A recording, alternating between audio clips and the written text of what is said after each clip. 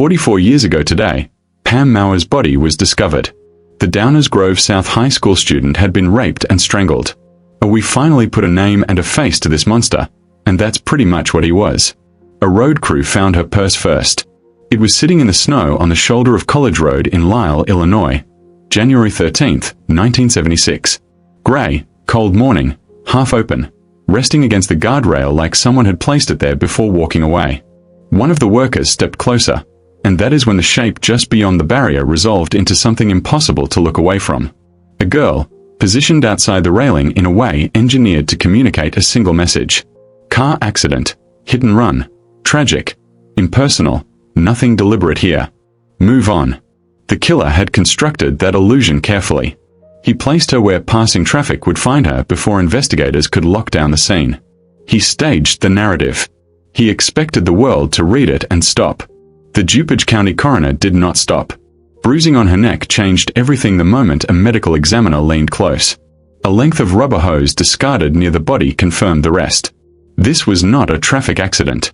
This was Pamela Mauer, 16 years old, a junior at Downers Grove South High School, a resident of Woodridge, Illinois, who had left a friend's house the previous night to walk to a nearby location and buy a soft drink, and never came home. She had been sexually assaulted. She had been strangled. And whoever did it had enough composure to arrange the aftermath, get back into a vehicle, and disappear into the dark without a single witness catching his face. Her purse kept her from vanishing entirely. The investigation that followed would span 44 years, pass through the hands of dozens of detectives, and end with a DNA match to a man whose name had never appeared in a single police document. He had grown up in those suburban towns. He was 23 when he killed her. Nobody looked at him once, not for 4 decades. Lisle and Woodridge, Illinois, in 1976 existed inside the particular safety of the post-war American suburb. Modest homes, school district boundaries, the assumption of ordinary life running in quiet, predictable cycles. People left doors unlocked. Children walked to friends' houses after dark without anyone watching from windows. There was no catalogue of fear to consult, no reason to construct one. Pamela Mauer was 16 and completely ordinary in the best possible way. She was a junior at Downers Grove South High School, closing in on graduation, a girl embedded in the normal rhythms of Midwestern suburban adolescence. Her family lived in Woodridge. Her father worked. Friends who knew her placed her easily inside the social fabric of that school. Not someone who stood out for the wrong reasons, not someone carrying visible trouble. She was simply there, present in the life she was building. On the night of January 12, 1976, she was at a friend's house in Lisle. At some point between 9:30 and 10 p.m., she left to walk to a nearby location and buy a soft drink. That is the complete record of her last voluntary movement. Not a late-night risk, not a dangerous decision, a soda. She did not come home. Her parents reported her missing that night. By the following morning, when the road crew on College Road found her purse in the snow, and then the shape behind the guardrail, the answer to where she had gone was established. What remained entirely open was who had been waiting for her along that brief, ordinary route. One classmate who knew Pamela well might have been with her that night. Cindy Evans had been grounded for poor grades and stayed home. That detail would take decades to land with its full weight. But it matters now because Evans spent 44 years carrying the complicated knowledge of how close she came to that same road. From the moment the coroner's office confirmed strangulation, Lisle investigators took control of a homicide with significant disadvantage built into the starting conditions. The killer had purchased hours by staging the scene. The staging had worked long enough to affect the initial response. A rubber hose recovered near Pamela's body went through forensic processing, but 1976 forensic science had no mechanism to extract the information it held. Investigators collected biological evidence from Pamela's body and preserved it carefully. A decision made by instinct, not by knowledge of what that evidence would eventually yield. DNA as an investigative tool was still a decade away from practical existence. They preserved it anyway. The scene told investigators something important about the man who had chosen it. College Road at night was accessible without being conspicuous. Parking there briefly would attract no attention. Whoever placed Pamela's body there knew the geography well enough to make a calculated decision about where to leave her. This was not panic disposal. This was managed aftermath. Canvassing produced no witnesses to the abduction. The investigation established early that Pamela had not known her attacker. This was not a personal grievance or a known relationship gone wrong. This was a predator who had selected a target by proximity and opportunity. That framing pointed the investigation outward, away from her circle, into a much larger and harder to search population. Persons of interest surfaced. Names were developed. Backgrounds checked. Histories cross-referenced. Each one led nowhere the evidence could follow. By the end of 1976, the case had no named suspect and no clear path to one. The biological evidence sat preserved in storage. Nobody in 1976 had a specific reason to believe it would matter, but someone had the instinct to seal it and keep it. That instinct was the entire future of this case. Cases like Pamela's do not collapse all at once. They erode. A lead runs out and nothing replaces it. A detective rotates to a new assignment. The file moves to someone who reads it fresh and finds the same walls in the same places. The community absorbs the shock, then the grief, then a silence that fills in around the wound without healing it. Pamela's family relocated to Texas. Life moved as life is required to do in directions that had no room for open questions, though the question never actually closed. Through the late 1970s and into the 1980s and 90s, Lisle police treated the Mauer case as institutionally alive. Detectives picked it back up when new tips arrived, or when technology shifted enough to create new openings. Nothing held. Nothing surfaced that the evidence could support. The case carried forward on commitment alone. The first genuine inflection came in 2001. Investigators, Clear's throat, submitted the biological evidence preserved from 1976 to a forensic laboratory and extracted a DNA profile of the unknown suspect. For the first time in 25 years, the case had something forward-facing, a genetic fingerprint. Lisle investigators entered the profile into CODIS, the National Combined DNA Index System maintained by the FBI, populated by DNA collected from convicted offenders across the country. CODIS returned nothing. The profile sat in the database and waited. The database expanded as more states broadened collection requirements, as more offenders were added, as more crime scenes contributed genetic evidence. Every expansion was another chance at a match. Every expansion returned the same silence. 25 years would pass between that extraction and the next real development. During all of it, Bruce Lindell's DNA was not in any database. He had been dead since 1981. He had never been required to submit a sample for anything. Nobody knew to look for a dead man. In 2018, California made something possible that had not existed before. Joseph James D'Angelo, or the Golden State Killer, was arrested after investigators uploaded crime scene DNA to GEDmatch, a public genealogy database, and traced partial matches through distant relatives until they narrowed their search to one name. It was the first high-profile application of a technique called investigative genetic genealogy. And the moment the arrest made international headlines, law enforcement agencies across the country pulled their oldest unsolved files from storage and asked one question: could this work for us? Lisle Police Department Detective Chris Loudon asked it immediately. The Mauer case had viable preserved evidence, a complete DNA profile, and 42 years of dead ends. If that profile could be uploaded to a public ancestry database, investigators could potentially build a family tree from partial matches, relatives of the unknown suspect who had voluntarily submitted their own DNA to find out where they came from, and work backward to a name. Before that step, Loudon submitted the evidence to Parabon Nanolabs, a forensic technology company specializing in a service called DNA phenotyping. The science uses genetic code to predict physical characteristics: eye color, skin tone, facial structure, hair texture. Parabon's team ran the Mauer evidence through that analysis and produced a composite image, a statistically derived portrait of what the man who killed Pamela Mauer likely looked like. 2%. That is how rare green eyes are in the general population. The analysis indicated green eyes. They now had a face, approximate, composite, built from code rather than witness memory, but a face. More than that, they had a direction. Whoever this man was, relatives of his had voluntarily placed their DNA into a public database while searching for family history. They were about to find something else entirely.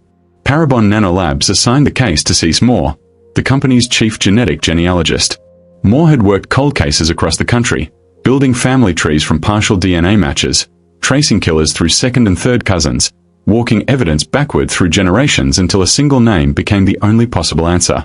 The method required patience, precision, and a willingness to sit inside a process that offered no guarantee of destination.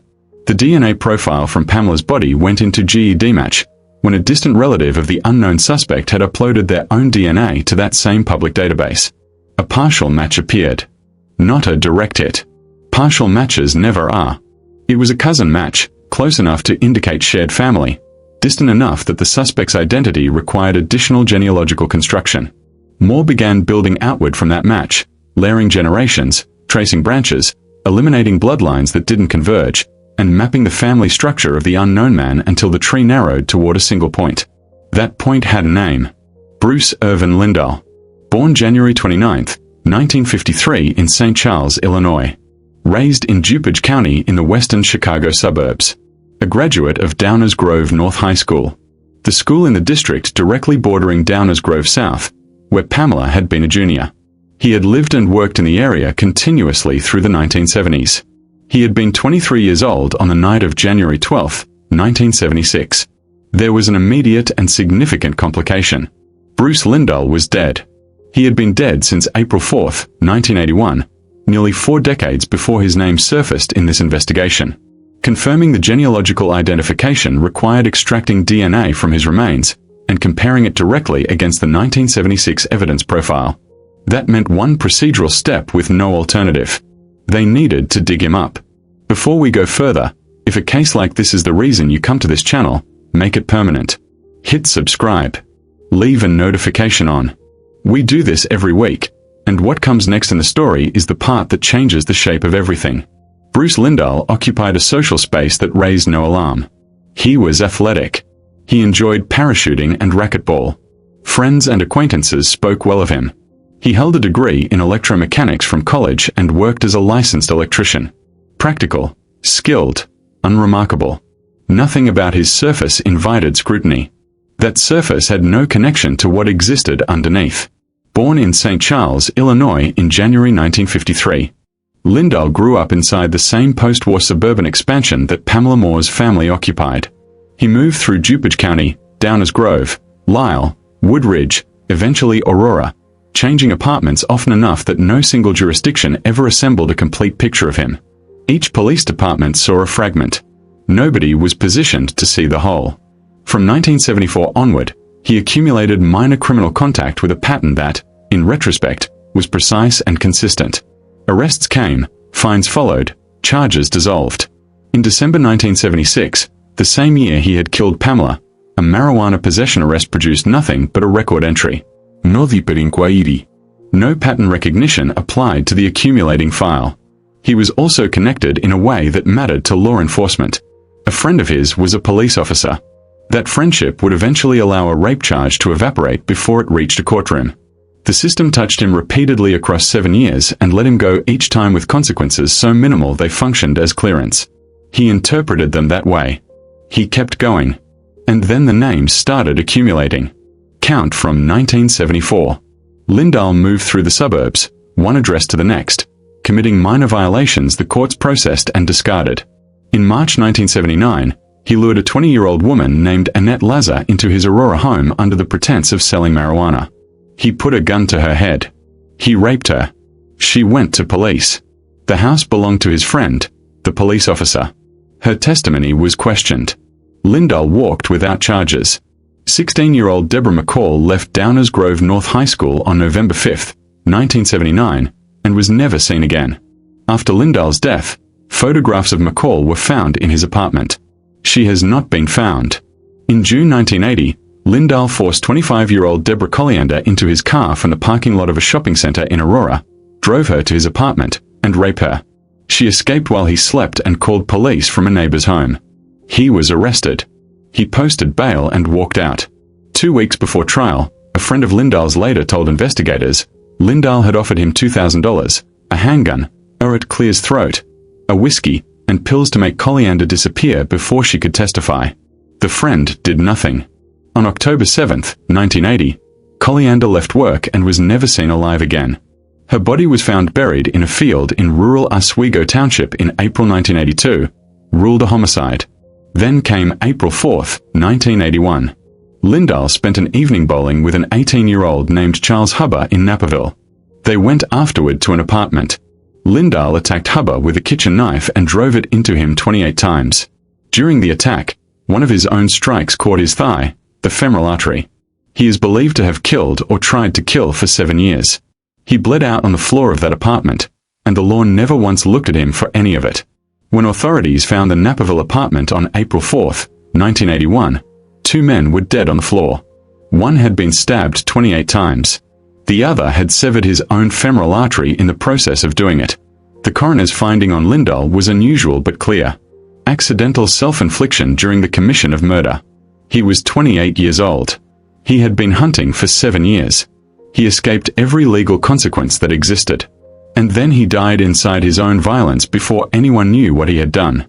His name first entered the Pamela Mauer investigation in 2019, 38 years after his death. In November 2019, with a court order secured by DuPage County prosecutors, investigators from Lisle Police, the DuPage County Sheriff's Office, and the state's Attorney's Investigations Division exhumed Lisle's body from his burial site.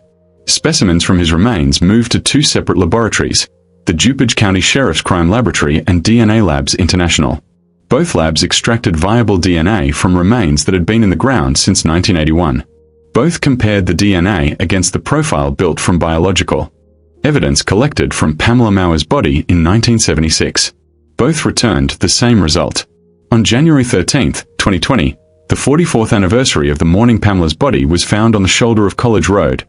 DuPage County State's Attorney Robert Berlin stepped before cameras in Wheaton, Illinois. His words were direct. For 44 years, her murder remained a mystery. Today, that mystery has finally been solved. The probability that the DNA belonged to any other person on Earth, according to the laboratory analysis, 1 in 1.8 quadrillion. A quadrillion is 1,000 trillion. That number is not a margin. It is a certainty, delivered in the language of science. 44 years, announced on the anniversary, as if the case had been waiting for the right day. Detective Chris Lawton did not call Pamela's family. He flew to Texas. He knocked on a door, sat across from a father and a brother who had spent 44 years inside an open question, and delivered the answer in person. Pamela's father had long accepted that the moment would never come. When it did, he expressed not celebration. The word for what he felt was relief, and alongside it, gratitude that the detectives who had carried his daughter's file had not put it down. Lawton said it simply, "I think he's pretty thankful that we didn't forget Pam." Cindy Evans attended the press conference in Wheaton on January 13, 2020. She had been Pamela's classmate. She had nearly been with Pamela that January night. Had she not been grounded for poor grades, she would have been at that friend's house. She might have walked out that same door. She described what the resolution meant to her in terms that had nothing to do with legal outcome, and everything to do with what Pamela deserved. It was important to me that she didn't go down in vain. It does relieve me and all that were involved, of that group and everything, that it was an actual stranger, and she fought. Now, we are going to do something this channel has not done before. Go to the comments and leave one thing. Not a reaction, not a take. Her name, Pamela Mauer. That is all. Type it and leave it there. Because every time someone types a name in a comment, the algorithm reads it, and the platform reads it, and it registers in the only language the internet understands, that this person is remembered, that she is not a statistic or a file number, that her name is still in circulation 44 years after someone tried to erase her from a roadside in Illinois. Subscribe, so you're here the next time we do this, because there are always more cases that deserve more than a headline.